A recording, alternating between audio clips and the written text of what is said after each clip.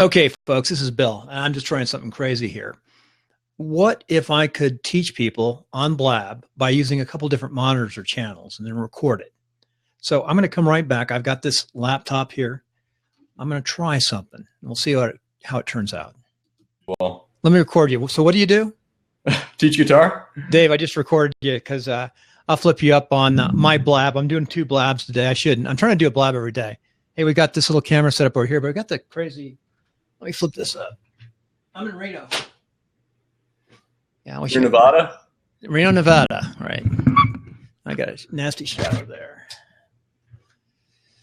Yeah, I've been trying to figure out. Still a lot of sun coming there. So you can set this up like this, especially when you're starting to Blab, so people can just sort of see what you're doing, but there's no. What happened to my light here? So you could set it up like this, except I'm not getting any light here. Yeah. Getting light.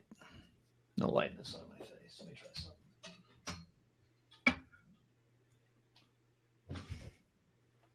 No, still no light. If I had crap load of light, will come in. And it still doesn't do much. But it gives people an idea what you could do. So what, you teach guitar lessons, you're going to college?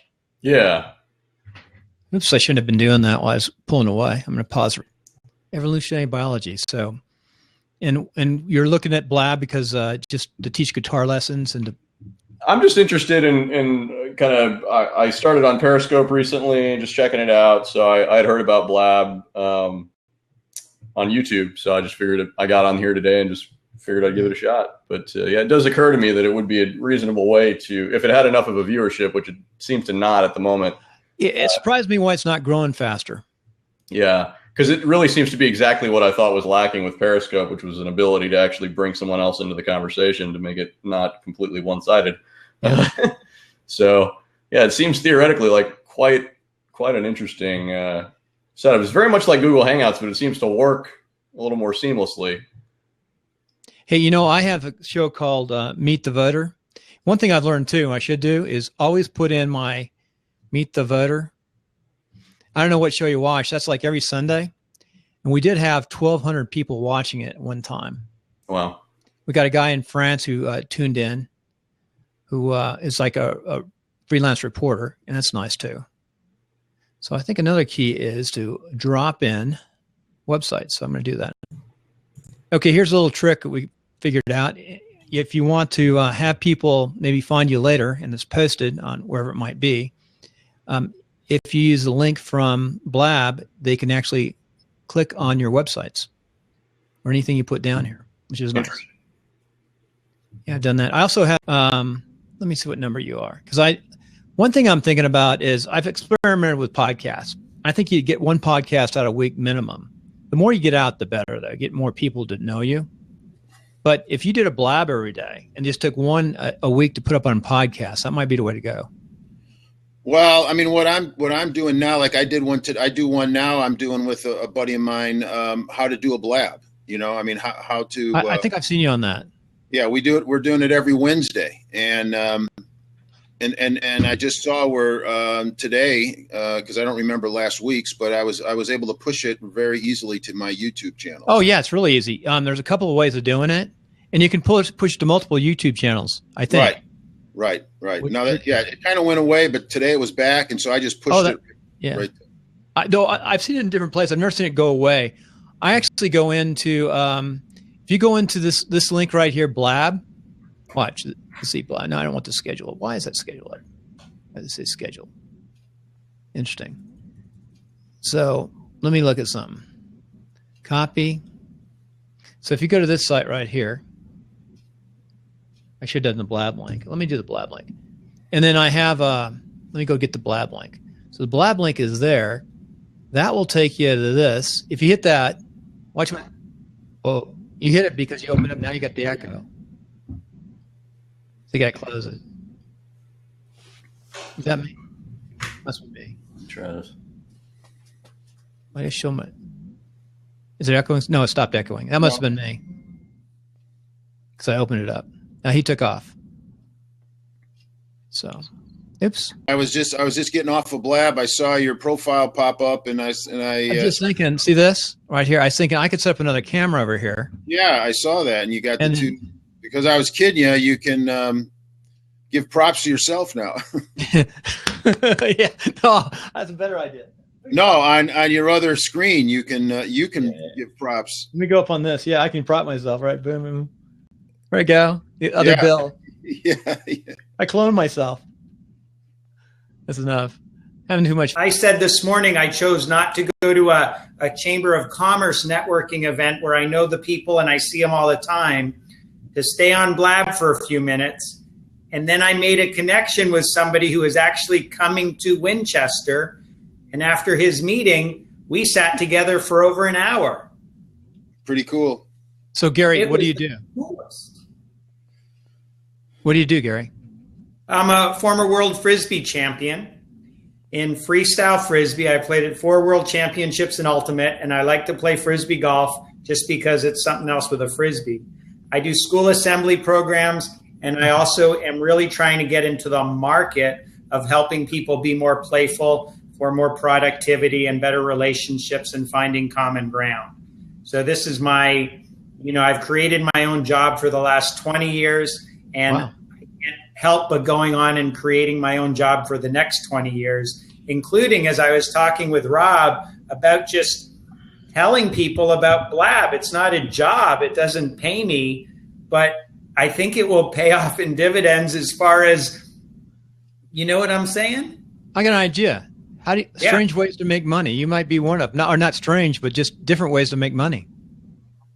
I am a very different way to make money. And I've been wanting to do a podcast for about 2 years since I started listening to podcasts. Go buy just this. I found it. You can go to any one of my websites, go to my link and buy this for $32 and this for $50. Okay, can you just throw it to me? That would be easier. Computer. Yeah. This is an ATR 2100, okay, and this is, you can buy this at a guitar store for about $32. Love it, but it's better to buy from another guy doing this in podcasting because I'll get my 4%. Love it. I'll support you. But I mean, is Blab the easier way to do podcasts? Because I can do interviews. I've done podcasts. Let me drop on one of the podcasts I've done. I do almost all my Blabs on all my podcasts on Blab now. That's, to me, it's like the answer has arrived for what's been holding me back. Look at Podcasters Home. Here's what's nice. I will. Here's what's nice about it is I'm going to pause right now. Okay. Just ask, hey, if I was a city council, when I was vice mayor of Modesto once, I'd come up every Saturday morning. I do a Blab and let people come and ask me questions. I learn from them and find out what's going on in the city. Ask me anything, right? Maybe I should run for city council in Reno and start doing that early on and talk to people right now. Why wouldn't any candidate start doing that's going to run? Do I have to move to Reno to vote for you? No, we vote early, vote often. Absentee ballots. Come here. Hey, anyway, we're saying though, real fast. If you hook one of these, this thing right here. Yeah. If you hook that up, let me go ahead and I'm going to pause for a second. Okay. I'm just saying what I need to do right now is put Boss Jock on, put some commercials in here, and I can put a commercial right into Blab. And I can say pause. I do have a. But Mike, I wanted to get back on to tell you how I met Rob today. I loved talking with you earlier, and Bill, I'm following you. Well, so I was going to say I'm not maybe speak for Bill, but I mean, Gary would be a pretty interesting guy to interview. Yeah, so hey, Gary, let me send you a link real fast. Just I'm going to drop here. First of all, I'm going to drop the link in here. So if you don't get it now, you can go back and find the link by just going back to this Blab, scrolling it up and hitting it. I don't know if you'll realize you can do that. So I'm going to go to podcast. I'm going to go to, crud. I'm going to go to, hold a second, 2 seconds. I'm going to drop the link. Podcasters Home. I'm already following you on Twitter too there. Schedule. Here is my schedule link. I usually do my podcast recordings on Thursday. I do them on Blab. And if you fill this out, we'll schedule a Blab and I'm not sure when the podcast will go up. I just hit that. You're twisting my arm. You know what? The more you get on there, the more evergreen you get, the better. I'm so happy to do that. I have done some podcast interviews, and that's something else that I've shared with people. And I just love the whole concept of it, really. Yeah. Now, podcast is more work. You can edit it, make it sound right, and the sound. Yeah. One thing you need to do before the podcast, though, is you need to get a better mic. I will. ATR 2100, even with a little tiny stand without this big stand, you get this little stand, is better than no stand. But they also say I do have something. But if you show your mic, like Mike's not showing his mic right now, they say it gives you a little bit of credibility by having your mic in the picture. He's got an ATR 2100, which is good. Hello. I agree with you. Okay, here's my mic. It's the Himalayan sea. And that one, I wasn't a guest. I was just, and I wasn't the host. So so I'm thinking it could just be a tech issue. I'm bringing other Bill on to see how he's set up. Okay, other Bill. Let's see. Yeah. That'll work. Well, he's not there. I must have bad. I must have a little dump on the video right now. That's weird. It's not coming up. And then Dave I must have a low bandwidth for microseconds. Really crazy why that happens. So on this other one, other Bill is down right now. If I look over, I can go ahead and let's see. Where did you say you can pull it from? All right, go up top where you see all everyone's little icons. Oh yeah, on your icon itself, right? Yes, on your profile picture. Yeah, anybody can do that. So goodbye. And then the white box is going to open. Go down to your name. It's underneath your picture. Yeah, I know how to get there from there. Okay. All right, and then so that opens up. And I've been using Audacity for like 5 years, so I kind of really know it well, and got a great sound out of it. That's it. Like that's all I did with it, and that was good enough. What's the name of your show podcast? Oh, The Fundamental Escape. The key is to turn your recording on and off to keep it interesting. So when it goes up on YouTube, people watch it.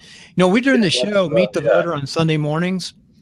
And like I said, I was pretty excited. We had over 1,200 people. I downloaded to YouTube, and we had like 70 or 80 people watch it right away.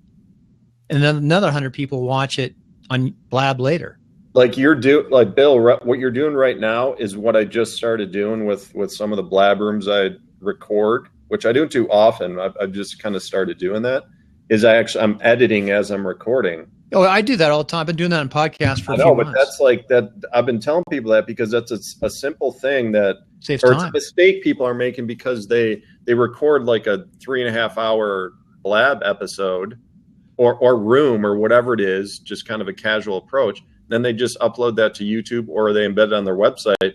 And to have an expectation that someone's actually going to like watch the whole thing is really low. And you could like cut all the garbage out, all the you know what I'm saying. So Dave, you're stuck now. Go hit that schedule. Let's do a podcast together. Oh, cool, man. What we'll do is timeline. We'll do them. I'm going to do one every day, but I may not put them all up on iTunes, but I'll definitely have them available for iTunes. I'll put them on YouTube and Blab, and then I'll have them ready to go on iTunes. Maybe I'm trying to figure out how to edit faster. Okay, so that's what, like you said. What should you call your title? So a lot like SEO is part of my strategy and blogging and embedding content and everything. So the title that you come up with for the show, like you should do a little research on, like some keyword research, and make sure that you're going after that when you're blog. I don't know if you blog like your episodes and everything. I would assume you do, right? I do a little bit. If you look at Timelines, it's my oldest show. Okay. Let me put Bill, that. Bill, how about blabbing for profits? I have you Blabcast. That doesn't work though. This is the automatic feed. You Blabcast. One thing though I found, get this. We're doing some testing. I do the show, Meet the Voter, and I tried one with a different Twitter account, and it didn't get half of the followers as my other Twitter account. So staying on the same Twitter account is important. Like I got my biggest Twitter account is Podcaster's Home. So Dave, what is your podcast about? It's an open discussion about spiritual. That's open discussion because it's not about any one belief system. It's just we talk to people from all walks of life and just to understand their story and their path of their spirituality in their life. And so what's your spiritual? What is your spiritual? Oh man, it's a can of worms. I don't know if We'll have to talk on the show. Yeah. Let's save that. You should have me on sometime and said, well, how did going to Afghanistan 4 times or 4 tours affect your spirituality? Basically people are fighting over religion. Oh, Bill, I mean, you see it in here though. It's always the most intense debate. If I were to pick one just in Blab, and it's not just here, I've had forums I've ran online where the topic came up and it gets heated, it gets intense. A lot of people jump in, a lot of people like to give their opinions, and a lot of people like to learn, because what I've found in the past 6 months is that what people are reaching for is just a place of comfort. They just want to be comfortable in their own beliefs. And some people choose to try and put others down to get that comfort. And some people just want to learn and evolve to get that comfort.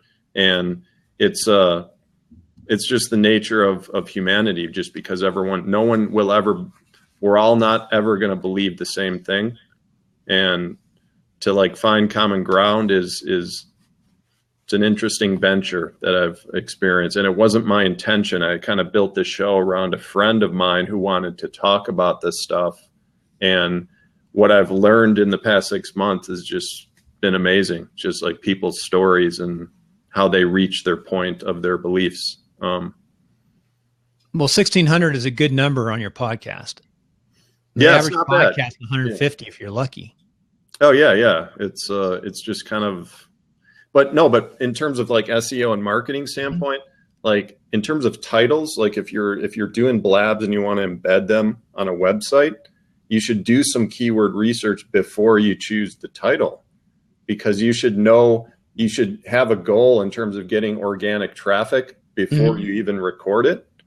And when you embed it, then you can get some, if it's like a low competition keyword, and just do a little if it has to be long tail, just so that you can get some traffic. If you continually do that with all of your episodes, you're always going to have a traffic flow coming from the search engines, in addition to your other social media marketing or however you spread it around. I'm sure you've looked at John Lee Dumas. Of course, yeah. He's one of the more successful guys out there. Pat Flynn, of course. Sure, yeah, they're making 6 figures a month off their stemming from their podcast. It's become the central product that they have, and I followed them from day one. They didn't have podcasts from day one. They were just kind of marketers. They had a blog. They started, doing a lot of interviews with people, and then they created the podcast, and it became their main product. So it's like that shows, as well as anything, the market of podcasting, the growth, the ecosystem, and what you can do with it. No, I agree. I have studied John since day one. When he launched this. I just got back from Afghanistan, right about 2 months after he launched. So I caught him early on. That's where I discovered podcasts, to tell the truth. And then he monetized, like 6 months later. Yeah, he's a military guy too, right? Yep. He lost 3 guys in his platoon. Wow. In his platoon. He's out forward. I was a lieutenant colonel in my last tours. But when you talk about spirituality, one thing I did the last 2 tours is, since I did civil military operations in Afghanistan, I got to know the provincial governors of 4 provinces well. So they sent me back to University of Omaha, Nebraska, and that taught me about anthropology for a year, and sent me back with PhDs doing research on culture of Afghanistan and the Taliban, and integrating in with them and going out in the villages and talking to folks that I already knew, the mullahs, and a really interesting environment. But I'll tell you what, it made me really question religion, because it's easy. It's a religious war, whether you like it or not. The Taliban means religious scholar, and they're fighting for their religion and their people, but they're also being twisted by outside sources too, which. Yeah, it's, I don't, I don't know how deep you want to go into that right now. It doesn't really have anything to do with like things you can do with Blab. I'm willing to talk about it if you want. No, but that's when you talk about spirituality. Yeah, I started questioning. I married into a Catholic family, so I go to mass. Right. I've never converted, but I came close. But it's just, and I went to mass there all the time in Afghanistan. Anytime I music website I ran for about 9 years, and we had this huge forum. There was about 60,000 people joined during that time. So we decided to remove any sections on politics and religion. And that was just a result of like how disrespectful like the dialogue was, because the conversation, everything else is about music and business, and it was everyone, it was just like a nice, smooth conversation most of the time. But then whenever those topics would come up, it got so heated, and people were attacked, like personal attacks, because of they would say what they believe, and then people would say, you know what, dude, I'm going to New York. I'm going to knock on your door, and we're going to have a talk about. I'm like, what is happening? Don't do that, the guy's saying he's going to like go travel to the guy's house, like just like crazy stuff. And so yeah, we always remove those sections. But I knew in doing this podcast the past 6 months, it's like, you know what, I want to kind of go down this path, and like I want to start the discussion. I want to be part of it, but I want to take this position where it's open. Like I did a little research in iTunes about, religion and spirituality, check the top 200 charts. Almost all of the podcasts that rank there come from one viewpoint. It's like, this is the Christian show. It's the atheist podcast. It's the, Jewish. Oh, I see. It's not open, and it's not open. No, it's just the Joel Osteen or, whatever it is. I'm not bashing him, but all I'm saying is that their show is just about that. All they talk about is their religion, and it's a lot of it has like a converting flavor to it. Like they want the listeners, if you don't believe what they believe, they want you to believe what they do, and it's almost like marketing in a sense. And I'm like, you know what, I don't want to be that guy, but I still want to have the discussion with people. And two things. My grandfather, he was he was a businessman. And I remember him always telling me, he says, with, religion or politics, you're always going to have 50% of the people that like you and 50% that hate you. So, you have to watch, especially if you're trying to sell something, in a community, which back then it was brick and mortar, the internet wasn't around or whatever.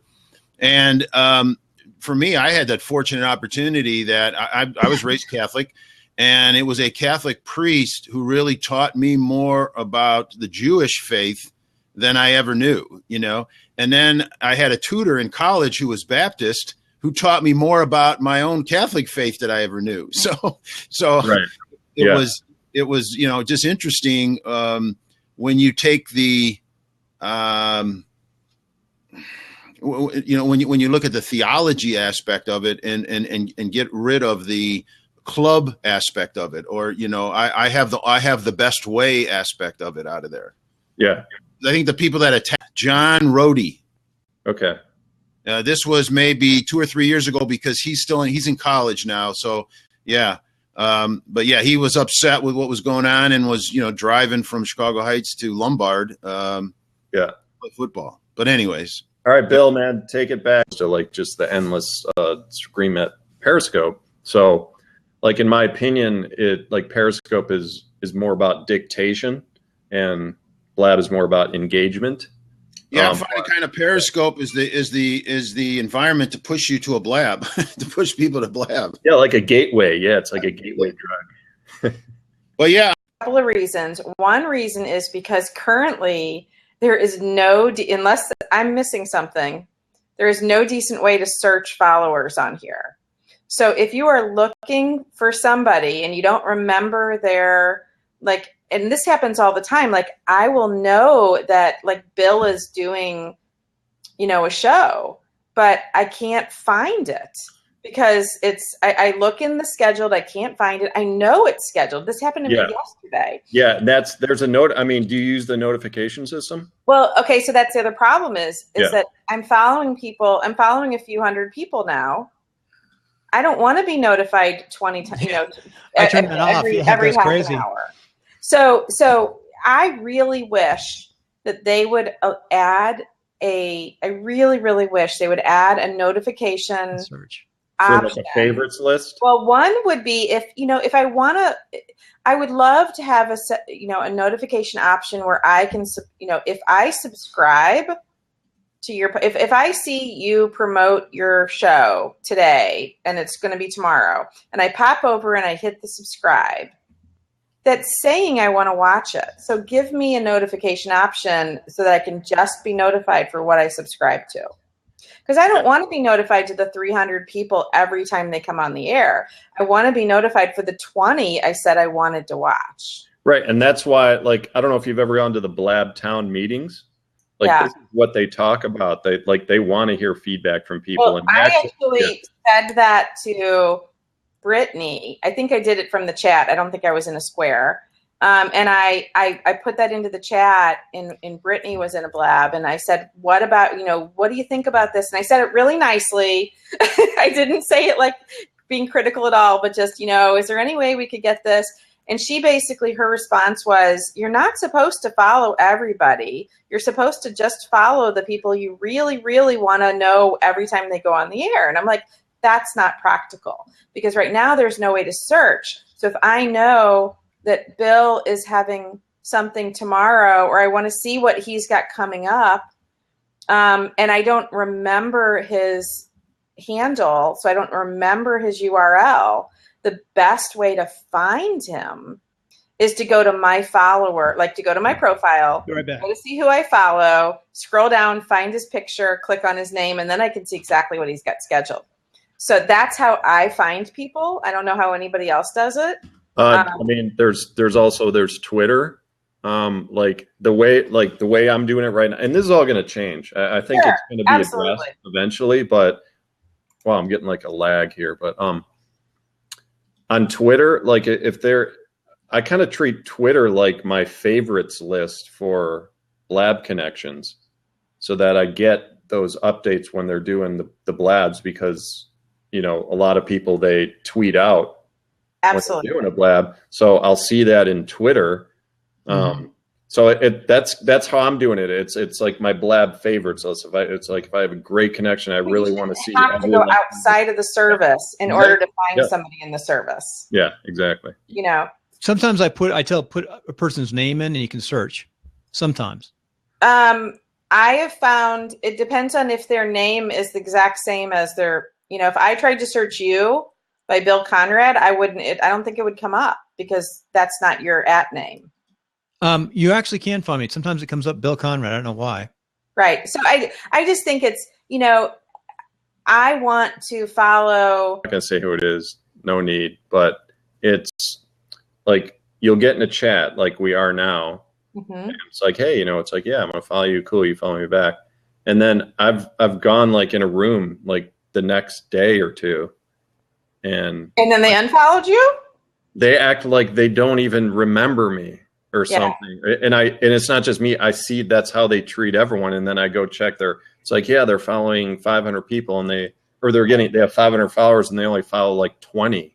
I'm like, okay, so you're making a connection. We follow each other. Then tomorrow you unfollow that person just so that you can have that ratio that makes you look important. But everyone knows that, and everyone sees that's what you're doing. And then you have no real connections with anybody. And it's just kind of like you're just creating like a fake dynamic. And that's the only thing that really bothers me. Yeah, I guess I don't really worry about it. I figure, the people are pretty good at, it's like going to a live networking event. There are people that are walking around just handing out business cards. Sure. And those business cards go straight into the trash when I get home. And then there are people that actually you can tell, like, there's engagement, and maybe they go to the same regular networking event, the monthly event every month. And so you start seeing them. And I think that happens here on Blab. You start seeing the faces. And that's why I think if you don't jump into a seat, it's hard, because I recognize faces. Right. Yeah, me too. More than the names. And if I've never seen you in a seat, I'm going to have a hard time remembering that you've interacted with me in the chat a bunch of times. Sure. But like, and I want to say, it's like, you're not a bad person if that's your strategy to like big ratio. But like all my point is that you're not going to really have any rich connections with people. And it's usually when I see like the content they put out, it's the type of like really generic, like no engagement type of content. And that's just what people do. I mean, they do it everywhere. They do it online. They do it on Twitter. Some people just try and build their following. And then every message they just recycle like aggregated news, and there's nothing ever like personal that's coming from them. But it's just not my thing. I don't like that personally. But David, how do you make? Oh, you got Mike. Bill, yeah. Mike, yeah. It's Mike. Good sound. Good, thank you. That's just my little Logitech camera, and I'm using the same speaker. This is just for listening. Because you got your coming out your Logitech 920 or 30. 930, yeah. Yeah. Yeah, so that's good. That's good sound. That's good to know. Sounds. I just got it not too long ago. But I was going to agree with Karen totally on this thing. It's really frustrating to me for somebody that's totally new to this within the last maybe week and a half, actually, maybe 2 weeks. I think we've had 2 little blabs from our website that we do. But regardless of that, I subscribe to maybe 6 blabs this coming week, and I can't go back and find them anywhere of what I subscribe to. It seems crazy that they don't have some way to organize it. Yeah. That anything you subscribe to should be a drop down in your own profile. In your own profile. Yeah, that seems simple to me. Obviously, it's not. Yeah, that would or be they good. would have done that. Well, I think that they're adding a little at a time, and I think that they're focusing more on, I think, the experience in this room right now more than the how do you discover stuff, how do you discover people, I think they're just, it's one thing at a time. Yeah, I think it's ultimately gonna mirror like the Facebook options in terms of notifications, where you have like 10 different checkpoints that you want. It's like only notify me of shows that I've subscribed to. Like if you only check that box, awesome. That'll solve all of your issues. Some people, they want all of them. They want to get notified every time a friend starts a room. But giving people the choice, that's got to be the goal, because every time I talk to people about it, they're saying the same thing, just like you guys are. Base, and it's completely free to use it. But there are sponsored posts. And if you want the business analytics beyond just the very, very basics, then you have to pay for an account and to find out what's really happening with the click-throughs to your site and things. So I'm sure that analytics is something like how long wouldn't Bill like to know if people drop off after 30 seconds or a minute or 5 minutes, or I'm sure that as a podcaster, that would be really valuable information to know how long, but they're not going to give that away for free. You're probably going to have to pay to get that information. No, it's the common social network freemium model where Facebook, they made $0 for 4 years, I believe. And you got Google, you have Periscope, you have YouTube. So it's kind of, I think, would be pulling from all these different places. Like, say, you could see people going way off topic, and you could just turn it off for a little while, and then you could say, okay, I'm going to rein people back in, and I'm going to bring it back on topic and turn it back on. A lot of people will turn it off. Most people don't start recording. They get everybody going, they get everybody kind of situated, and then they, a minute to 5 minutes into it, they start recording. And then at the end, when they're ready to wrap it up, they'll stop record. They'll do a wrap up and say, okay, we're going to go now. And they'll stop recording. And then it could end right then, or you could have people stay for another hour and sit there and having kind of chit chat. And Hey, I've got a question for all of you, or for Karen and David. First of all, 2 questions. Karen first. You do your local show. I watched a little bit of it for your real estate. How's that? Are you still putting that show on? So we're struggling. Last night we did a really great show on Giving Tuesday, and there was the 2 of us talking to each other with nobody listening. Because locally it hasn't caught on yet. Can you imagine a city, Reno is 230,000. City councilman or somebody coming up and talking to the people, they could join in, but they have to know about it. I mean, right. And we're tweeting it out, and we're using the local hashtag, but there are people, it's just hard. We did have a couple of people pop in and out, but it's hard because when you're trying to do something local, the most active users on here are the most likely people to pop in. So we've got, I don't know if he's still in the room, but Tim Gillette, has popped into some of ours. I know, Bill, you've popped in. I know Robert Stern popped in last night. So we have some of our most active users will pop in. But if you're really talking about something local, they're going to pop right. They might stick around and join the conversation for a couple of minutes, but they're not going to really stay in the conversation for very long. And so it's been a challenge. That's what I'm thinking for local politicians. It may be a while till it catches on, unless I scorned a group yesterday because I helped them out for 2 years, the political group. I said, you guys, you're not even trying. You've got an amazing website that we put a lot of time and money into, but you have to get like a group of you, like 10 of you, to understand this technology, then go out in small groups and teach them. Here's a question I have for you. What's the easiest way to teach somebody who's never had Twitter to use Blab? So I'm going to record this. Let me pause. Okay, here's a question I have for our experts out there. What's the easiest way to teach someone who doesn't have a Twitter account, who may have a computer or laptop, 5-6 years old, to use Blab and start understanding Blab? I mean, I've been doing it. So I have a series. It's not really a show because it's not on a regular date and time, but I'm a real estate agent. So I am interviewing people about where they live, the little pocket of the city where they live, to get their, a resident's point of view. And I'm finding people, the best people that have been willing to do it so far have been other people that I'm meeting in networking groups where they're trying to promote their business. So I give them a little plug. I tell them that I'll put a link in my website, in my blog post to their place. And then I also tell them I'm going to teach them how to use this. So I tell them they need to sign up for Twitter if they don't have an account. And I basically set it up so that when I give them a 15-minute lesson before I start recording.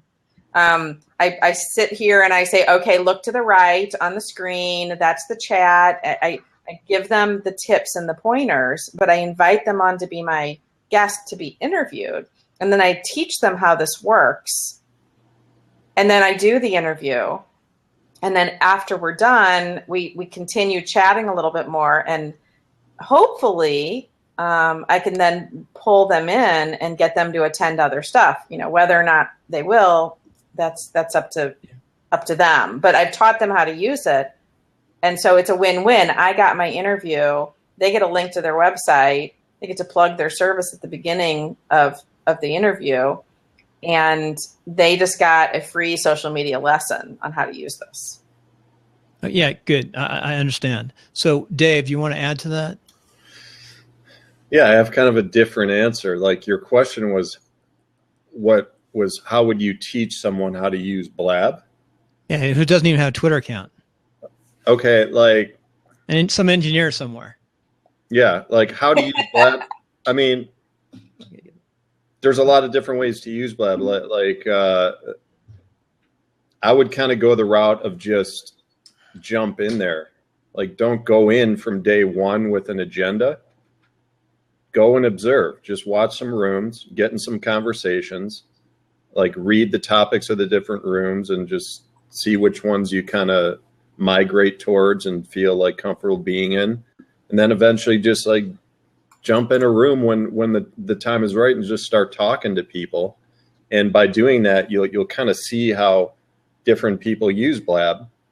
And it's kind of more like an experiential learning process. Mm-hmm.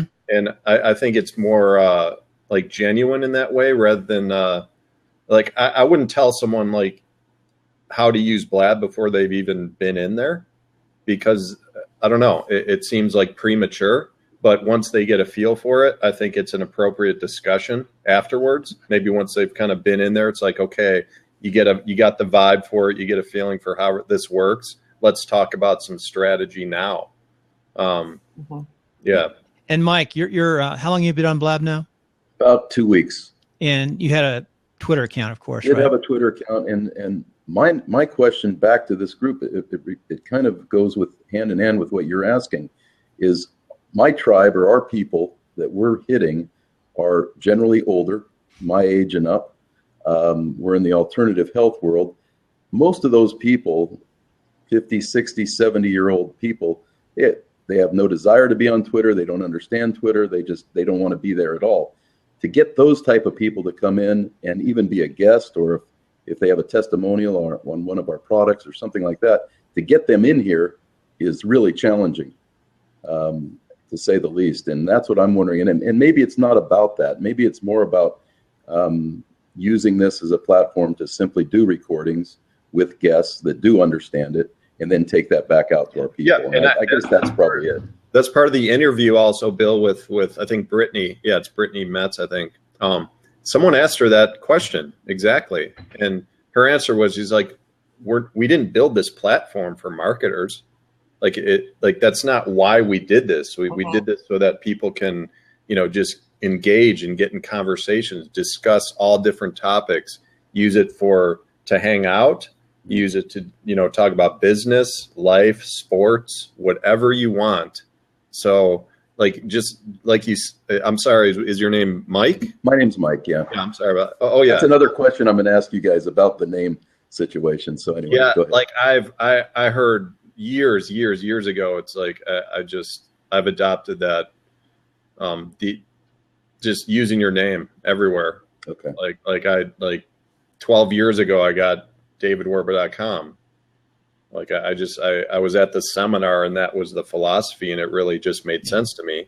So I always do that, and it comes up a lot. Like, people never have to say, what's your name, when you're in situations like this, when you're using Twitter, Facebook, wherever it is. I'm like, transparency that's just what I'm about. It's same with my work. I'm a web developer. It's like, hey, you want to find me? Just look me up. Here's my projects. This is what I do. But yeah, I mean, that's debatable though. It depends on how you want to use the platform. Mm-hmm. Yeah, my thought would be, Mike, to that is, if you're really trying to market, you need to be on platforms and marketing in places where your audience is, unless you want to be in, like, my audience isn't here. I'm a local real estate agent. They're not here yet, but I'm hoping they will come. And by being an early adopter, I will build relationships so that people know who I am, so that when those people do come, I'll have a head start. Mm-hmm. I also absolutely look at it as a way, like what you were saying, Mike, about you can repurpose the content. Yeah. So, though in a perfect world, every single Blab would be like this. It would be 2 or 3 or 4 people having a conversation with a chat going in the side. The reality is there's a lot of them that are more of an interview, and and when I'm doing things and I'm talking local, there isn't as much interaction, and it's more of an interview. But it's the easiest way for somebody like me that is not super techie. I mean, I am with social media, but I'm not great with, like, editing video. I'm not great at, I never got into Google Hangouts. I heard that people always said it was really complicated, and it just seemed hard. I'm really bad at trying to figure out how to edit these replays down. That's not my skill set. And so I love that this is really easy. And so if I wanted to interview you, the absolute easiest way I could interview you and get 2 of us on video together, honestly, is here. I don't know of any other easier way to do it. Yeah, it's actually like trumping Skype for me right now. Yeah. Like, if I talk to a friend on Twitter, it's like, hey man, let's chat for. It's like, oh, you want to just open a quick Blab room or something? He's like, yeah, I'll open it up. I'll just put test, jump in, let's talk for 10 minutes. You close it out. Yeah. So I think what I've heard is that they're going to have private options where you can just, like, click a private setting where the only people that can come in are the ones that you invite.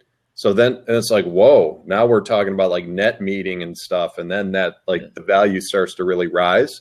Yeah. But one more thing, Mike, like, quick branding thing, just to be aware of, like, your Twitter handle. It's like, always be conscious of verbally stating it to people. Okay. It's the same thing with domains. So it's like, I talked to Bill. It's like, oh, what's your handle? It's like Podcasters Home, Karen STL, David Werba. And it's like, Make it It's easy. actually HC_4. Like, oh, the number 4. You know that you don't want to be a question would confusing be, for people. you have And that when Twitter I handle. read your Twitter string, if I'm like following you on Twitter, I see AHC for Health. That's the username I see in the thing. So I'm like, who is that guy? Yeah, I right. have to go look you up. It's like, oh, it's Mike. Okay. So Well, yeah, like so what we did, we had our web page, if you will. The name of our company is Alternative Health Concepts, and that's what we have a Twitter page for that page. It's not branded to me, so to Right. speak, because from my podcast, I'm at 140 right now, but episode 6, and I realized this, was somebody from Reno. And they met my wife, and they used my wife to make and they've got a house in escrow right now because they knew my wife through my podcast. So when I interview Bill's people wife is in local, real estate too, so we've got that connection. so but when I interview somebody local, it had effect right away. So, but I've learned though, if they don't know my wife, it doesn't make any difference. So what I'm doing now, I got my wife a brand new MacBook Pro, a smaller one, not this one, and she started using real estate. And she goes out with this in her MacBook Pro, and she sets it up for them and shows them how to set up a Twitter. jump in a room makes sense. That's just a call. But anyway, it's kind of interesting how it's all evolving. Hey, David, on your you have one podcast, you say? Yep. Have you monetized that, or is it being monetized? Just starting to now. We just started getting equipment, like microphone, laptop, stuff like that. So yeah, we're right at that stage to reach out to sponsors, and I'm like in discussion with some people right now. Yeah, it's an interesting evolution, but I think this will grow. I think it'll grow pretty darn fast and possibly get huge in a weird way. Yeah. I just go ahead, Karen. Sorry to interrupt. I jumped into this because I love the title, Things You Can Do with Blab. And so I just wanted to say, right now we're all having, there's a lot of sales and marketing people in here. There's a lot of podcasters. There are definitely Blabs for random people, especially late at night, that are just, shooting the breeze. I've jumped into some rooms before not really realizing that I'm in a room full of teenagers that are just hanging out. And you jump right back out. So that's another lesson on privacy and what should you be saying publicly. But so one of the things that I hear that I think the reason, I think that Blab could be so much more than just people having conversations about marketing and promoting ourselves. Mm-hmm. So it's just an example. This is my new little foster dog that I got yesterday. And I think, granted, I want this dog adopted locally. So again, I need that local presence here, but look up. So I just think that there are opportunities for doing things like exposing people. Like this dog came from a puppy mill. And so she's 4 years old. And up until 1 week ago, she had probably never touched grass. And so I think that there is like a huge opportunity to be able to expose people to issues. I think that if you can get local, a local presence, I would love to start like a regular, like this dog needs a home. Who do you know that could adopt this dog? I just think that I'm sorry, honey, lay down. I just think that there's lots of creative ways to do things here that aren't just let's sell a product. I think nonprofits. I agree. Causes. I have a nonprofit that I do a lot of work for. Yeah. A lot of work for. In fact, I thought you were going to say embarrass people or put it up or something, because I won't say the bank, but this nonprofit, they keep about 8,000 or 9,000 in the bank, and their domain names were paid on their credit card, and it was for 1834. Well, they didn't pay their bill because they don't get a lot of bills, and they do a monthly luncheon, and they pay that luncheon. That's about the only bill they have, and they got a late charge of $21. So I manage their backside, and they won't let me do like paperless, of course, and then send out PDFs. That's what I like to do. I mean, I just think there's all kinds of creative things. Like you could have a tutoring session on Well, I was here. going to say though, I feel like taking this bank and talking about them a little bit. Can you believe this bank did this here in Reno and then send it out on their website and hook it up on here? You know, that bank, like he shouldn't do that. You know what I'm saying? I thought you were talking about, that's another way of doing it though. Like you just said. It's so easy. Yeah. Why doesn't every local city SBA or rescue center do a blab and put the dogs up once a week? Yeah. I mean, if you could It's too simple. Why don't they do it? Enough adopters on here so that there is a local presence. Oh my gosh. I mean, you know, to be able to kind of say, okay, here's, you know, you got a handler sitting next to you that's handing you one dog after another. Yeah. I mean, and then put it up on YouTube, and then you can link that YouTube. Everyone can do YouTube. Link that YouTube out there for here's the blog. Put it on the blog. Here's the weekly blog of dogs. Exactly. I mean, I just think there's all kinds, and again, like the tutoring idea. I don't have kids, but you know, like I could totally see somebody saying, I'm going to like do a little tutoring session on algebra, you know, or this is homework help. Come on and jump in and, you know, ask your questions, you know. I think there's so many things that you could do. Anything I do online, I expect somebody somewhere is going to record me. So I wonder what the laws are, because it is, you can